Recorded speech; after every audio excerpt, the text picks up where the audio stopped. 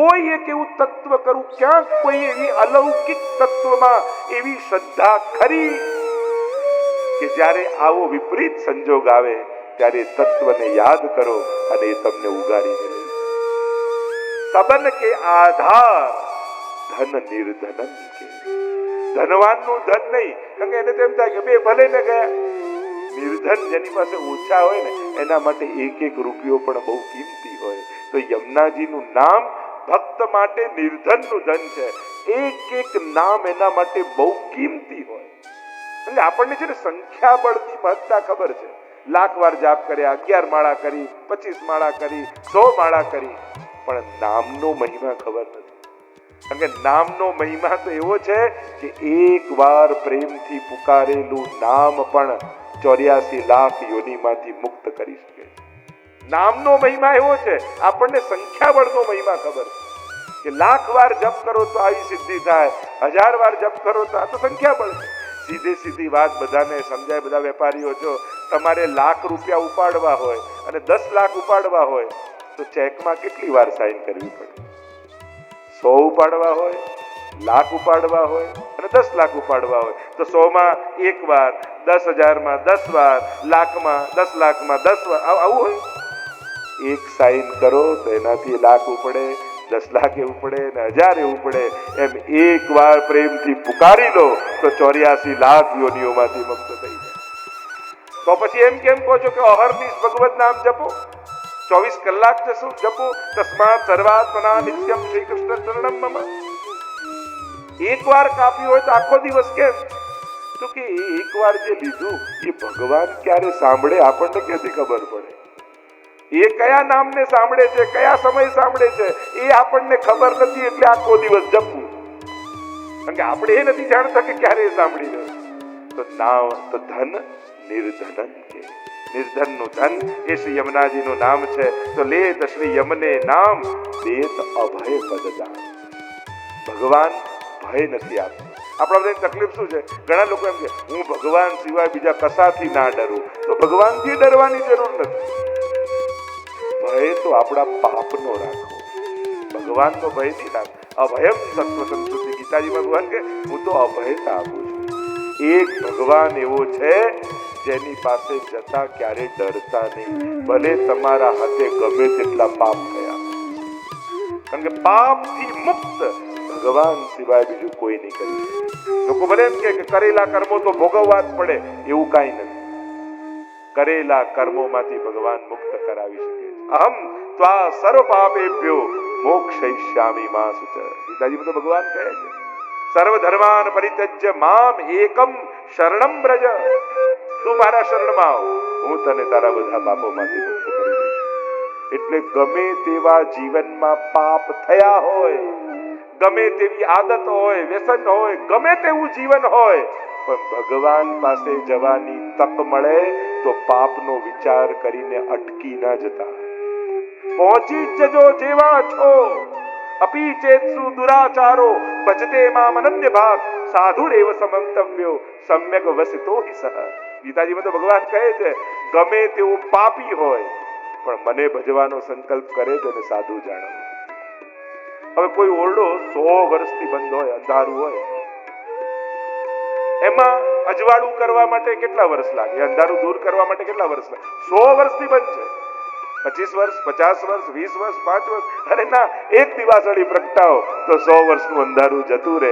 એમ એક વાર પ્રેમથી પુકારો તો અનંત જન્મોના પાપ સમાપ્ત થઈ જાય. આ સંખ્યા અને સામર્થ્ય એ તો આપણા બધાના લૌકિક ગણિત છે. પ્રભુને તો ક્ષણની વાર નથી લાગતી. તો નિલેત શ્રી યમને નામ દેત અભય પદદાન. ભય શેનો હોય? અમુક ભય, સૌથી મોટો ભય આપણે ત્યાં મૃત્યુનો કરવો છે. દરેકને એ ડર તો હોય મૃત્યુનો ડર. ને એમાં પણ શાંતિથી બેઠા હો ચેર પર, બધું મ્યુઝિક વાગતું હોય, ડીમ લાઇટ હોય, ઓફ થઈ જઈએ તો વાંધો નથી. પણ મૃત્યુ એ આપણી રીતે ના આવે ને. માણસને જીવવું પોતાની રીતે છે અને મરવું પોતાની રીતે છે, પણ નથી જીવન આપણી રીતે ચાલતું ન મૃત્યુ આપણી રીતે થાય છે. અને ઉત્તમ મૃત્યુ મળવું ને એ તો પરમ સૌભાગ્યની વાત છે. બહુ અઘરું છે. આવવું જેમ કઠિન છે ને એના કરતા જવું બહુ કઠિન છે. દેત યમને નામ દેત અભય.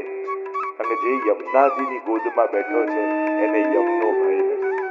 એક વાત લખી રાખજો, તમે બ્રહ્મ સંબંધ લીધું છે, ઠાકોરજીને પોતાના કહ્યા છે કે હે કૃષ્ણ હું તારો છું. અને જેણે પ્રભુને વચન આપ્યું છે ને કે હું તારો છું, ભગવાન એની ક્યારે પણ અધોગતિ થવા દેતો નથી.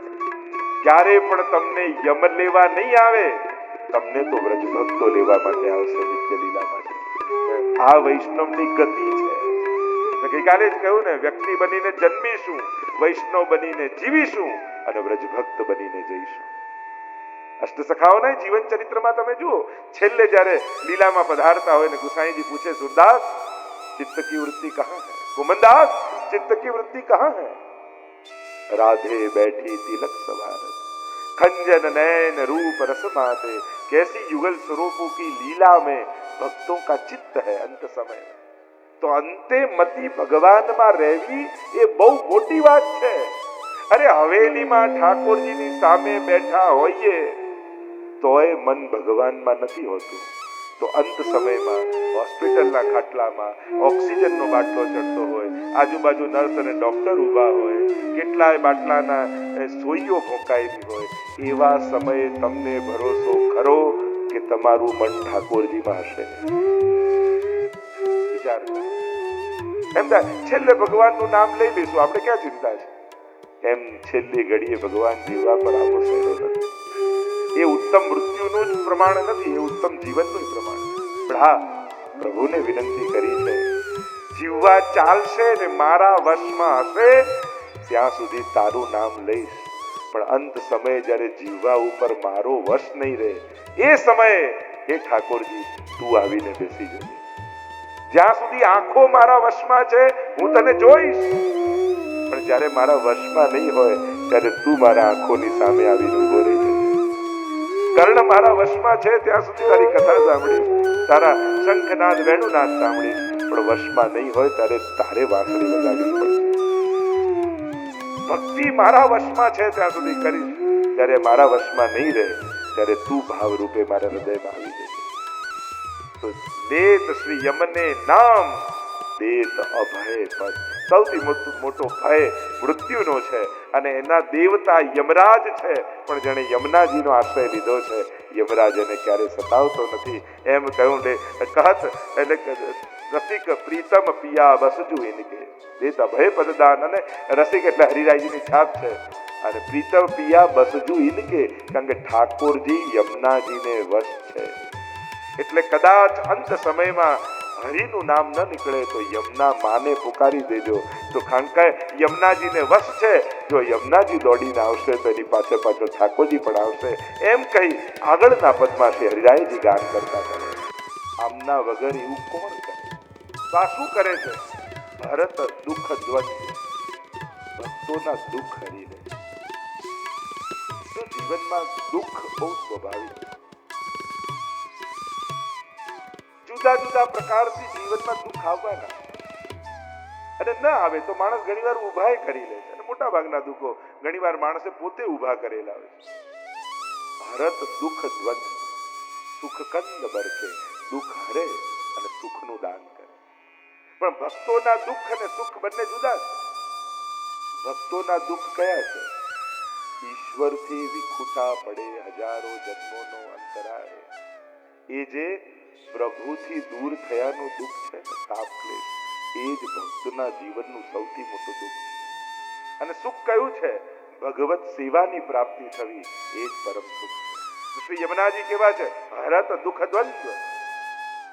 દુઃખ દ્વંદ એટલે કે વિપ્રયોગને હરે છે અને સંયોગનું દાન. સંક્ષિપ્તમાં જો ચર્ચા કરીએ, બ્રહ્મ સંબંધ જબ હોત યા જીવ કો. અને હવે કઈ રીતે દુઃખ હરે ને સુખનું દાન કરે? તો કે જ્યારે ભૂતલ પર દૈવી જીવો પધારે ત્યારે યમુનાજી આવે. એવો પ્રસંગ લીલામાં કહેવામાં આવે છે કે એકવાર બધા જ વ્રજ ભક્તો મળીને ઠાકોરજી પાસે ગયા અને ગોપીજનો એમ કહેવા લાગ્યા કે રોજ તો સ્વામીજી પ્રધાન રૂપે ગોપીઓના યુથાધિપતિ હોય અને આપ રાસ કરો. આજે અમારો મનોરથ એવો છે કે આજે યમુનાજી યુથાધિપતિ બને, મુખ્ય સ્વામીજી બને અને પછી મહારાજ થાય. ઠાકોરજી કહેવા લાગ્યા પણ જો સ્વામીજીને ખબર પડશે તો નારાજ થશે. ના, અમારો મનોરથ છે કે આજે મુખ્ય સ્વામી રૂપ યમુનાજી બિરાજે. વૈષ્ણવોએ ખૂબ મનોરથ કર્યો તો ઠાકોરજી માની ગયા, ઠીક છે. અને યમુનાજીને તૈયાર કર્યા, સોળે શણગાર સજી અને યમુનાજી પધાર્યા અને મહારાજની શરૂઆત થઈ. રાસ કરતા કરતા મધુર ધ્વનિ, કિંકણીઓના અને શોર એક સ્વામીજીની નિકુંજ સુધી ગયા. સ્વામીજીને થયું મારા વગર રાસ થઈ રહ્યો છે, હમણાં જઈને જોઉં. અને કોપાયમાન થઈને સ્વામીજી ઉતાળે ઉતાળે પધાર્યા. એટલામાં કોઈ સખી દોડતી આવીને રાસમાં કહેવા લાગી, અરે સ્વામીજી ખૂબ કોપાયમાન થયા છે અને અહીંયા પધારી રહ્યા છે. બધા જ વ્રજભક્તો ગભરાયા. અરે સ્વામીજી ક્યાંક શ્રાપ આપી દેશે તો ભૂતલ પર જવું પડે, શું કરવું? અને વિચાર કરતા કરતા બધા વ્રજભક્તોને વિચાર આવ્યો અને ફૂલ બન્યા અને ફૂલની માળા બની ઠાકોરજીના શ્રીકંઠમાં પધારી અને પુષ્પની માળા બની ઠાકોરજીના શ્રીકંઠમાં બિરાજ્યા. અને સ્વામીજી દોડતા દોડતા આવ્યા અને યમુનાજીને થયું કે મારા સુખ માટે આ બધા વ્રજભક્તો ગભરાયા છે, શું કરું? અને જલ પ્રવાહ રૂપે યમુનાજી ત્યાં વહેવા લાગ્યા. યમુનાજી વહેવા લાગ્યા. વ્રજભક્તો, અન્ય ગોપીજનો વ્રજભક્તો કંઠમાં માળાની માળા બની પુષ્પની શ્રીકંઠમાં બિરાજી ગયા. સ્વામીજી પધારે એટલે ચારે બાજુ જુએ છે, નિશ્ચિત અહીંયા રાસ થઈ રહ્યો હતો, હજી પણ ધ્વનિઓ ગૂંજી રહી છે. પણ આ બધા ભક્તો ગયા ક્યાં? ચારે બાજુ શોધવા લાગ્યા ને સ્વામીજીની દ્રષ્ટિ પડી ઠાકોરજીના કંઠમાં રહેલી પુષ્પની માળા ઉપર. કે નિશ્ચિત આ વ્રજભક્તો માળા બનીને બિરાજ્યા છે. અને સ્વામીજીએ જ્યાં માળા પકડીને ખેંચી અને તૂટ પડી મોતીન કી માલા, જ્યાં માળા તૂટીને બધા જ વ્રજભક્તો ભૂતલ પર પડ્યા. અને ત્યારે શ્રી યમુનાજીને ખૂબ તાપ થયો કે અરે મારે કારણે આ મારા સુખનો વિચાર કરવા માટે વ્રજભક્તોએ આ મનોરથ કર્યો હતો અને વ્રજભક્તોને લીલાથી વિખૂટા પડે ને ભૂતલ પર પડવો પડ્યો. હવે જ્યાં સુધી લીલાથી વિખૂટા પડેલા એક એક જીવો ફરી લીલામાં પ્રાપ્ત નહીં થાય ત્યાં સુધી હું ભૂતલ પર જ નિવાસ કરીશ. અને આમ વિચાર કરી નેહ કારણ શ્રી યમને પ્રથમ આઈ, ભક્ત કે ચિત્ત કી વૃત્તિ સમજાન કે તાતી અતિ આતુર જુધાઈ. યમુનાજી પધાર્યા અને સ્વામીજીને એમ થયું કે અરે હું કોપાયમાન થઈ અને એને કારણે યમુનાજીએ જલપ્રવાહ રૂપે ભૂતલ પર પધારવાનો વિચાર કર્યો. વ્રજભક્તો ભૂતલ પર પધાર્યા.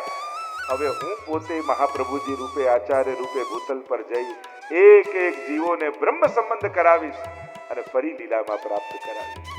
અને આમ વિચાર કરી સ્વયં સ્વામીજી વલ્લભ રૂપે ભૂતલ પર પધાર્યા અને એક એક દૈવી જીવોને બ્રહ્મ સંબંધ કરાવે. અને જ્યારે બ્રહ્મ સંબંધ થાય તો સૌથી વધારે આનંદ કોને થાય? કે જે ભૂતલ પર આવ્યા છે ફરી લીલાનો સંબંધ પ્રાપ્ત કરાવવા માટે. અને એટલા માટે અહીંયા કહ્યું, બ્રહ્મ સંબંધ જબ હોત યા જીવ કો तब ही इनकी भुजा वाम भर के दौड़ कर शोर कर जाए पिए सो कहे अति आनंद मन में जुहर के. જ્યારે જીવનો બ્રહ્મ સંબંધ થાય ને, અને બ્રહ્મ સંબંધ થાય એટલે યમુનાજી દોડતા દોડતા દોડતા દોડતા ઠાકોરજી પાસે જાય, પ્રભુ વધાઈ છે, વધાઈ છે, વધાઈ છે. અને શું વધાઈ છે? કે પ્રભુ લીલાથી વિખૂટી પડેલી એક સખી ફરી નિત્ય લીલામાં પ્રાપ્ત થઈ. અને પ્રભુ પણ હસાય. तो ब्रह्म संबंध जब होत या जीव को तब ही इनकी भुजा वाम એટલે ડાબો હાથ ફરકે. અનેક અનેક ભાવ બતાવે ડાબુ ભુજા કેમ ફરકે. એક તો એ બતાવ્યો માર્ગ કે સ્ત્રીનું ડાબુ અંગ ફરકે સુકન કહેવાય. એટલે યમુનાજીનું ડાબુ અંગ ફરકવા લાગે એટલે કે સુકન થયા કે ફરી લીલાથી વિખૂટો પડેલો જીવ ફરી લીલામાં. બીજો ભાવ એ બતાવ્યો તબી ઇનકી ભુજા બાપ ફરકે, ડાબુ હાથ ફરકે. ડાબા હાથમાં શું છે યમુનાજીના? તો કે 3 કમળ છે. જમણા હાથમાં કમળની માળા છે, ડાબા હાથમાં 3 કમળ. અને કમળ ધ્યાનથી જોજો, એક કળી છે, એક અર્ધ વિકસિત છે, ત્રીજું પૂર્ણ વિકસિત છે. તો આ છે પ્રેમની 3 અવસ્થા: પ્રેમ, આસક્તિ અને વ્યસન. ભક્તિની 3 અવસ્થા બતાવી મહાપ્રભુજી. ભક્તિ વર્ધની નામનો ગ્રંથ મહાપ્રભુજીનો. અને 3 અવસ્થા પ્રેમ, આસક્તિ અને વ્યસન એટલે યમુનાજીની ડાબી ભુજા ફરકે એટલે કે બ્રહ્મ સંબંધ થયો ને એને ભક્તિની આ 3 અવસ્થા આપવા માટે યમુનાજી દોડવા લાગ્યા. આ તો ત્રીજો અર્થ એ થયો તબહી ઇનકી ભુજા વામ ફરકે. કારણ કે જ્યારે જ્યોતિષમાં પણ જ્યારે હાથ બતાવો તો પુરુષનો જમણો હાથ જોવાય, સ્ત્રીનું સૌભાગ્ય ડાબો હાથમાં જોવાય. એટલે તબહી ઇનકી ભુજા વામ ફરકે એટલે જેનું બ્રહ્મ સંબંધ થયું ને એને પોતાનું સૌભાગ્ય આપવા માટે યમુનાજી દોડવા લાગ્યા. અને યમુનાજીનું સૌભાગ્ય શું છે તો કે ઠાકોરજી. એટલે યમુનાજી કૃપા કરી બ્રહ્મ સંબંધી જીવને સાક્ષાત ઠાકોરજીનું દાન કરે. અનેક અનેક અર્થો બતાવ્યા. અથવા એક ભાવ એ બતાવ્યો કે તિનકી ભુજા વામ ફરકે, ડાબી ભુજા ફરકે. કારણ આ કયા જીવો છે? આ એ જીવો છે જેને શ્રીનાથજી બાબા નિકુંજના દ્વાર પર ઊભા રહી પોતાની ડાબી ભુજા ઊંચી કરીને બોલાવી રહ્યા છે, આવ આવ આવ આવ. એટલે યમુનાજી સંકેત કરે છે કે પ્રભુ આપે ડાબો હાથ ઊંચો કરીને જેને નિકુંજમાં બોલાવ્યા ને એમાંથી એક સખી આવી રહી છે એટલે કહ્યું તબહી ઇનકી ભુજા વામ ફરકે. અનેક અનેક ભાવો સંકેતો બતાવ્યા. કારણ કે આ કમળ શું છે ડાબા હાથમાં? યમુનાજીના આખા શિંગારની ભાવના છે, આખા સ્વરૂપની ભાવના. જેમ શ્રીનાથજીનું સ્વરૂપ, દાઉજીનું સ્વરૂપ, યમુનાજીનું સ્વરૂપ, મહાપ્રભુજીનું સ્વરૂપ, આ દરેકની મુદ્રાઓ, બિરાજવાનો પ્રકાર, આ બધાનો ભાવ છે. મહાપ્રભુજીને ઘણી વાર આપણે આમ કહીએ છીએ, આમ નથી બિરાજતા, મહાપ્રભુજી આમ બિરાજતા. પેલી તો આશીર્વાદ મુદ્રા છે, આ દાન મુદ્રા છે. આપણે ત્યાં આખો પ્રકાર છે. ઘણી વાર નવા જેટલા ચિત્રોને બનતા હોય તમે આશીર્વાદ આપતા હોય એ રીતે હોય, પણ મૂળ ચિત્ર તમે જુઓ.